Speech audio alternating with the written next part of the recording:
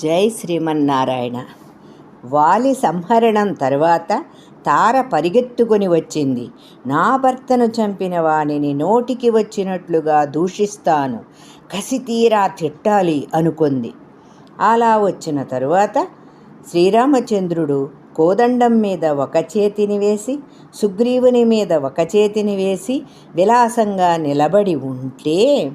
నిలబడి ఉన్న రామచంద్రుని దర్శించేసరికి తిడదామని వచ్చిన ఆమె రామచంద్రుని దర్శించగానే ఆమె మనసంతా మారిపోయింది. సత్వగుణం అభివృద్ధి చెందింది. ఈ మహానుభావుడా మా ఆయనను చంపినది, నా భర్తను నిరపరాధంగా చంపింది. ఈయన సంహరించాడు అంటే దోషం లేకుండా సంహరించడు.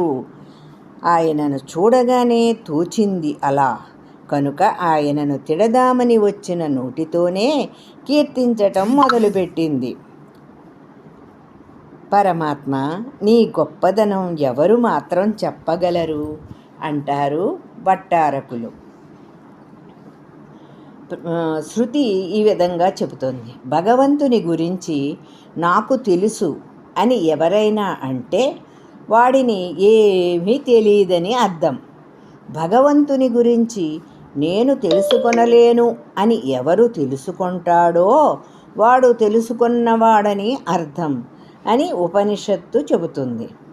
భగవంతుని యొక్క గొప్పతనానికి అంతం లేదు కనుక భగవంతుని గురించి తెలుసుకొనలేము అనటమే తెలుసుకోవటము అని. గొప్పతనం ఇంతని ఇలాంటిదని ఎవరూ కూడా చెప్పలేరు పరమాత్మ గురించి. నీవు పరమాత్మవని నాకు తెలుసును.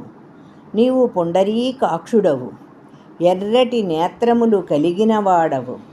ఈ నేత్ర సౌందర్యం చూసియే తిరుప్పాణియాళ్వారు, పరమాత్మ నీ నేత్రములు ఆ నేత్రములలో ఎర్రని జీర, అది చూడగానే నీ కటాక్షమే తోచుచున్నదయ్యా అని ఆయనను కీర్తిస్తారు తిరుప్పాణియాళ్వారు. సుశీలారాణి రామ.